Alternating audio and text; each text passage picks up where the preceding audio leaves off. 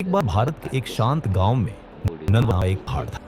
गांव वालों का एक सपना था कि वे उस पहाड़ की सबसे ऊंची चोटी पर एक मंदिर का निर्माण करें, जहां से उनकी प्रार्थनाएं सीधे आसमान तक पहुंच सके। लेकिन पहाड़ की चढ़ाई बहुत बड़ी थी और रास्ता बेहद खतरनाक था। गांव के बुजुर्गों ने घोषणा की, जो कोई भी छोटी तक सीढ़ियां बना सकेगा, वह खुद को और हम सभी को सम्मानित करेगा।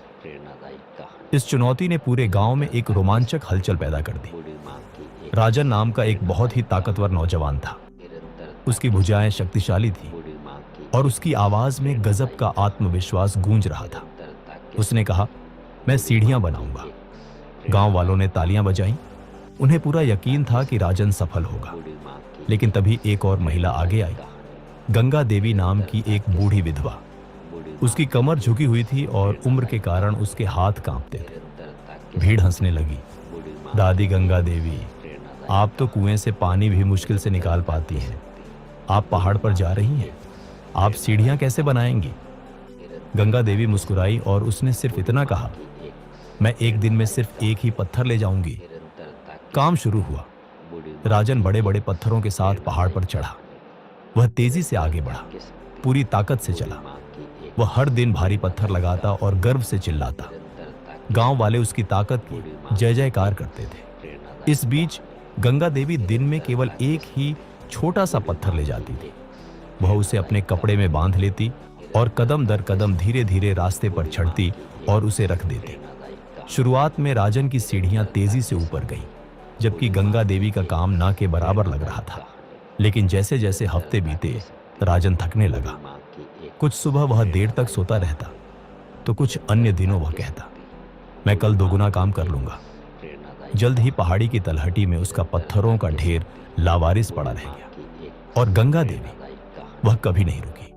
गर्मियों की चिलचिलाती धूप, पतझड़ की हवाओं, सर्दियों की बर्फ और वसंत की बारिश के दौरान वह हर एक दिन पहाड़ पर चढ़ी। उसके पैर कांपते थे, फिर भी वह बस यही कहती, बस एक और पत्थर, आज सिर्फ एक। दिन महीनों में बदल गए, महीने सालों में बदल गए, और एक सुबह पहाड़ की चोटी पर एक घंटी बजने की आवाज आई। गांव वाले बाहर आए। उन्होंने ऊपर देखा और अचंभित रह गए। अब मंदिर तक जाने के लिए पूरी सीढ़ियां बन चुकी थी। आसमान में प्रार्थनाओं की आवाज गूंज रही थी। यह गंगा देवी का काम था। जिस महिला पर उन्होंने शक किया था, जिस महिला पर वे हंसे थे, उसने एक एक पत्थर रखकर सीढ़ियां बना दी थी। लोगों ने उसके सामने सिर झुकाया और कहा, दादी गंगा देवी, आप सबसे ताकतवर नहीं थी, आप सबसे तेज भी नहीं थी, लेकिन आपके निरंतर कदमों ने स्वर्ग तक का रास्ता बना दिया है। राजन उस भीड़ में चुपचाप खड़ा था।